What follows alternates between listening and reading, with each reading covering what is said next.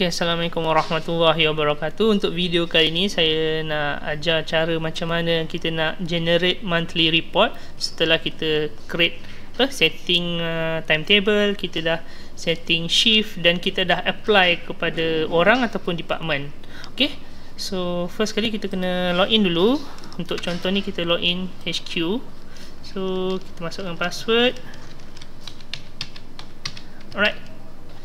So setelah kita login, kalau kita tengok sini, kita akan pergi ke attendant lah. Setelah kita dah setting, kita pergi ke attendant, ambil monthly punch list. Okay, sekarang ni kalau kita tengok, dia ada 1 hari bulan dengan 2 hari bulan saja.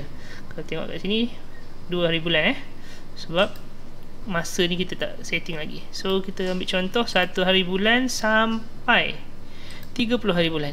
Alright, untuk department HQ. Itu kita search. Alright, okay, dia akan keluar macam ni yang ada di sini 1 hari bulan sampai ke 30 hari bulan. Okay, tapi kalau saya tengok ni data dia tak complete, maybe sebab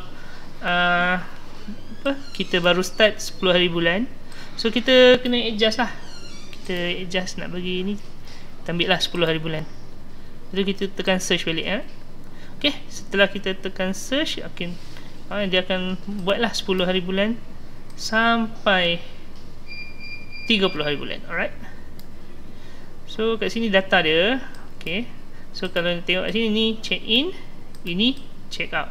Alright, kalau macam ni dia tak ada check in, dia ada check out.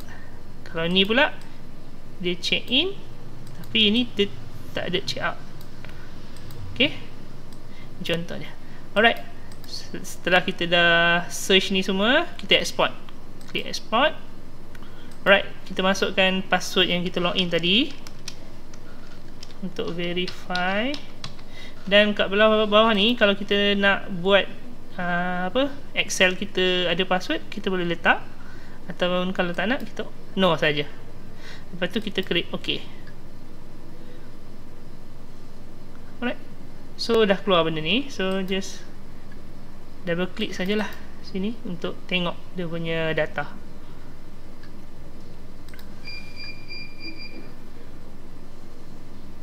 Alright, macam ni lah dia punya report.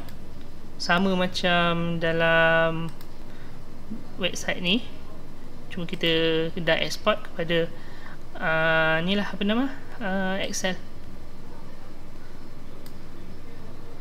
Right, itu saja video kali ini. Sekian, terima kasih.